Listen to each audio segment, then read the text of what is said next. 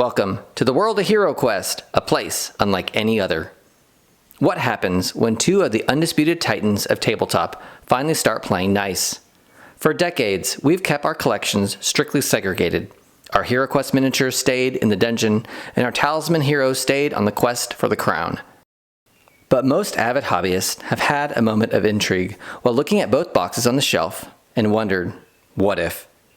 Welcome back to part 2 of my 3-part crossover series, HeroQuest and Talisman. Today we aren't just talking about a simple proxy swap. We're tearing down the borders and merging the universes into one glorious experience. If you ever dreamt of taking your battle-hardened HeroQuest party and throwing them into the sprawling, chaotic world of Avalon Hill's Talisman, you're in the right place. This is the Fair Weatherman.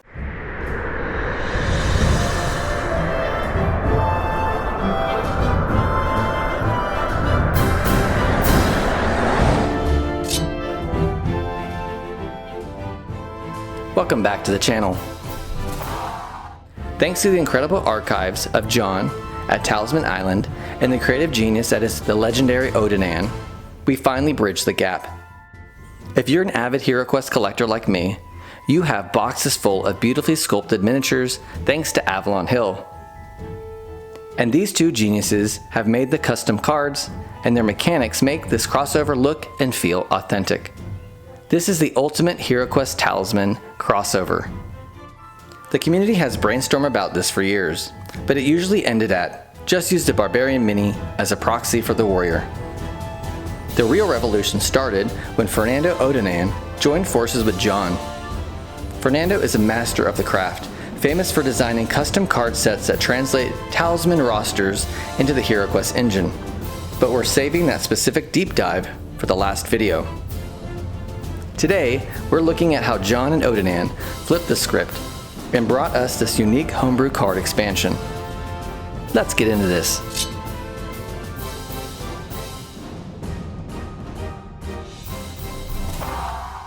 After a massive brainstorming session, our homebrew hero party decided to bring the dungeon to the outer region. They've developed a comprehensive collection of Talisman character sheets specifically designed for your HeroQuest miniatures. Here's how they brought the magic to life. First off, you'll notice the wonderful artwork. Fernando utilized high-fidelity, era-appropriate art to ensure these cards look like they came straight out of the official expansion box. They didn't just copy and paste. The attributes were meticulously cobbled together to ensure a HeroQuest Barbarian actually feels like a powerhouse and talisman. Some of the heroes have direct translations, others have spicy mechanical twists to keep the gameplay fresh. Are they perfect? They're pretty close. While a couple of these heroes might have a slight competitive edge, they are 100% tabletop ready. Any minor power gaps are easily smoothed over with quick house rules.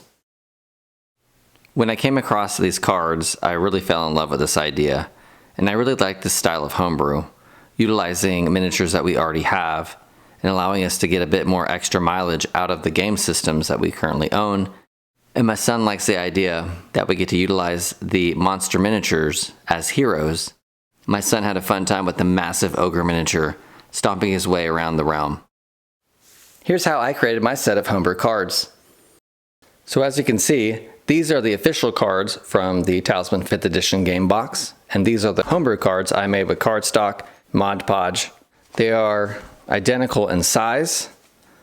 These cards were very simple to create by printing off the front and the back on 2 separate pieces of cardstock and gluing one on top of the other.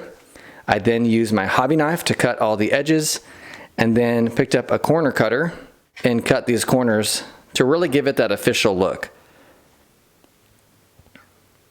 I really like the official artwork that was used, as well as incorporating the elements from Talisman to make these cards look identical to their counterparts.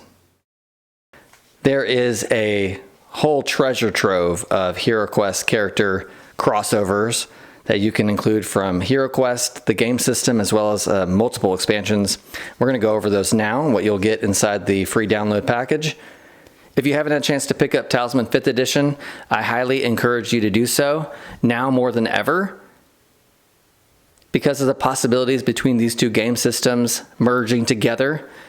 Talisman in HeroQuest and HeroQuest in Talisman. It's really a no-brainer to pick them up, especially since Talisman 5th Edition is running about $35, I believe, on Amazon right now. And if you search eBay, there are people selling the expansions rather cheap. All in all, I believe I spent less than $100 on the 5th Edition game, as well as both expansions. And there are rumors that Avalon Hill will be releasing another expansion this summer. I believe it might be some sort of vampire expansion. All of our character cards come with some instructions on where they start in the game, their strength, their craft, their fate points, gold, life, as well as their special moves. The troll here, which is a really awesome miniature. Let me show you that one. Here we have this really sweet looking troll, not much larger than the HeroQuest bases. So this guy would look very formidable to face off in the dungeon. So what John and Odanan have done is they have gone through meticulously and created special moves for each of these characters, really giving them a unique feel than any other character that we have in Talisman 5th Edition. I'm really not going to spend a lot of time explaining the differences between their movement and special abilities of each of these characters, but feel free to pause the video and read up on the one that you're most interested in. Check this out. Many of the core heroes, like the Barbarian, come with multiple card art variants. This means whether you're using the Mythic Tier 2021 remake or their retail releases, you'll have a card that matches your specific miniature. It's total aesthetic freedom. I took the time and balanced out the male to female heroes, creating a list of all characters and deciding which variants I'd like to incorporate into gameplay. Of course, you can print them all off and keep them for that one time your friend wants to pull out that Mythic Tier Druid. Yeah, right. I admit, I really like that miniature, but it's not most people's favorites. The initial HeroQuest game system comes with a Dread Sorcerer that you can use, as well as a Dread Warrior. Both are evil characters. Now, if you're wondering why we don't have the Dwarf, the Wizard, and the Elf, it's because Talisman 5th Edition has the inclusion of those characters already. Here we have our Wizard, our Elf, and our Dwarf, all which make really cool proxy miniatures to include in HeroQuest. And like I said, on the third part of this series, you're going to see how we can include these characters with special abilities into our HeroQuest game system. So here's an opportunity to really take a look at these miniatures up close. They are sculpted identically to the HeroQuest miniatures we received in the re-release, and they're really cool. I really like the Elf with the classic bow. The Wizard, I've heard a lot of people proxy this guy as a mentor miniature for those who didn't have access to the Mythic Tier release. Then you have this really cool looking Dwarf sporting some awesome armor. So speaking of the Mythic Tier release, you now have access to utilize your Witchlord miniature and Talisman, as well as your Mentor miniature. I was not so lucky to have access to those miniatures at the time, coming into the game system a couple years later, but thanks to AliExpress, I later came across some rejected miniatures that I'm using as proxies. Speaking of really hard miniatures to find, you also have the inclusion of the Guardian Knight, allowing you to drop in your miniature that we received in Rise of the Dreadmoon, or if you were so lucky, you can drop in your GameStop exclusive. And you now have access to include some miniatures that are also really hard to come by, the Rogue and the Monk. So like I said, I decided to print off male and female versions of these hero characters, allowing access to a handful of both genders for my hero party to pick from. In this case, I printed off the male Rogue and the female Monk.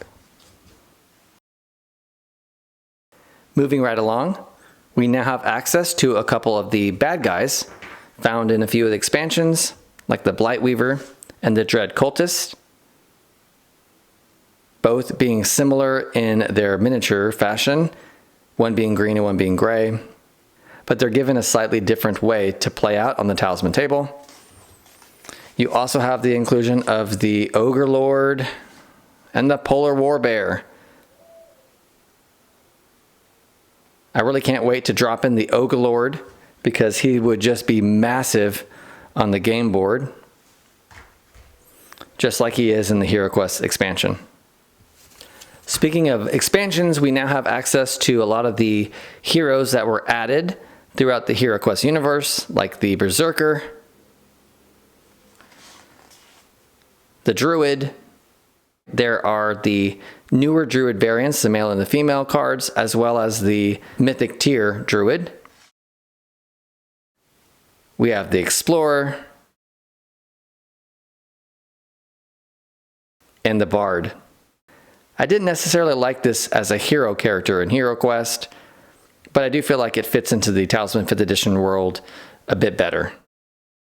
I might have mentioned before that I'm not a huge fan of these kind of morally bad characters. I feel like in Talisman it works better.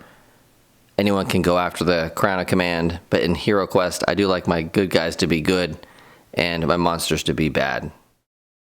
I am a little confused about the addition of these two characters, the Veil Witch and the Fire Mage, only because they didn't necessarily come with miniatures in the Mythic tier or the retail expansions. But if you have a proxy to drop in its place, they will make for fun characters to include in your gameplay.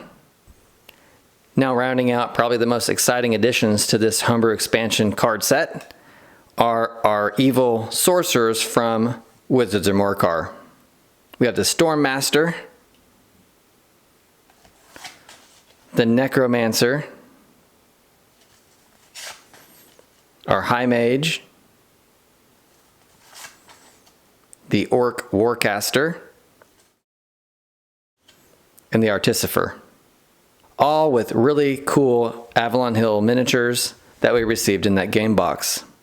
On a bit of a side note, I am still shocked that Avalon Hill's production team is struggling to keep up with the demand for Wizards of Morcar, and it wasn't until recently I realized there's so many people are still waiting to get their hands on that.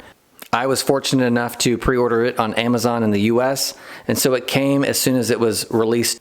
I'm really hoping that this is just a production struggle to get this expansion out across the world everywhere, and it's not a symptom of a greater problem. Avalon Hill's website was hacked and they're trying to get the systems back up again and put products back online. And even looking at the Amazon US app, it's not even there for us to pick up right now. So something is happening on the back end with production.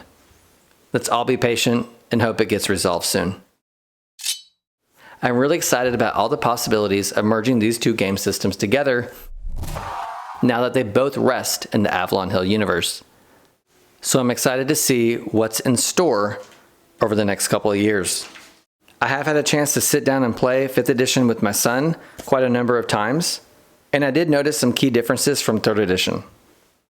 I've heard a lot of people complain about the way the game board is set up, how pretty much the artwork is facing in instead of out like in previous editions. But I do feel like this was set up to make it feel like you're looking down at the center of the board. But it is a little jarring to feel like everything is faced the wrong direction when you sit down to play. Another complaint I have is that the dice are very easy to lose on the game board. They're this really pretty amber color, but as you notice, just about everything in the center of the board is that same tone of color. So they do get lost quite often. I am really disappointed on how they incorporated the toad. It's simply one turn now. And you don't necessarily lose any of your equipment. So you draw the toad, you hop around for one turn, and that's pretty much it. I did like in previous editions where it felt more like a punishment when you drew the toad card. I was also a little bummed to find out there wasn't a toad miniature included in the box, but I do know Avalon Hill rectified that issue with some of the expansions. Also, I don't like that death is not final in this version. You simply just restart.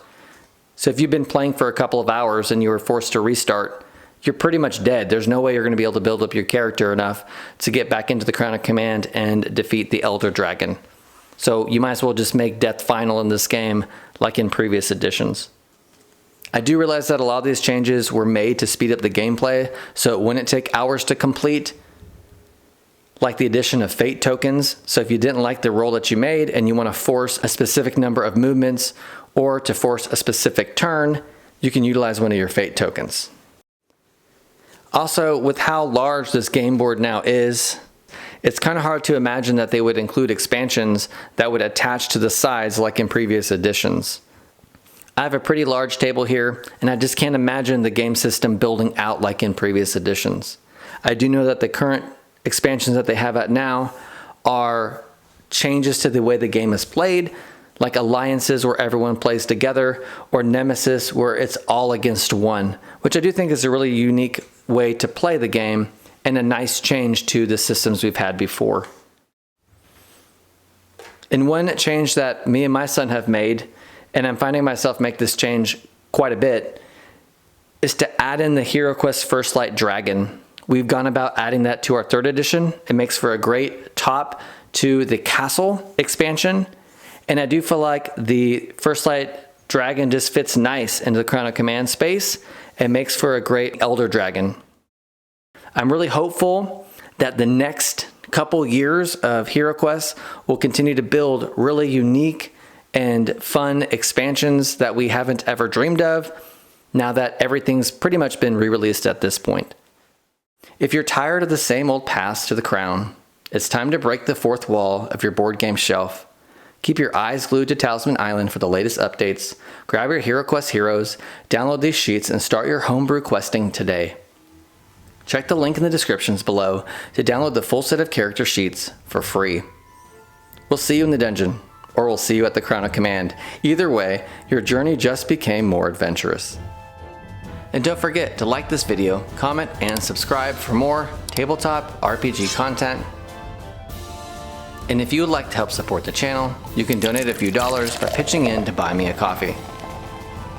It's been a joy to share my adventure into board gaming with y'all, and I hope I continue to see you on the next one. As always, united the heroes stand, divided they fall. Come, let the quest begin.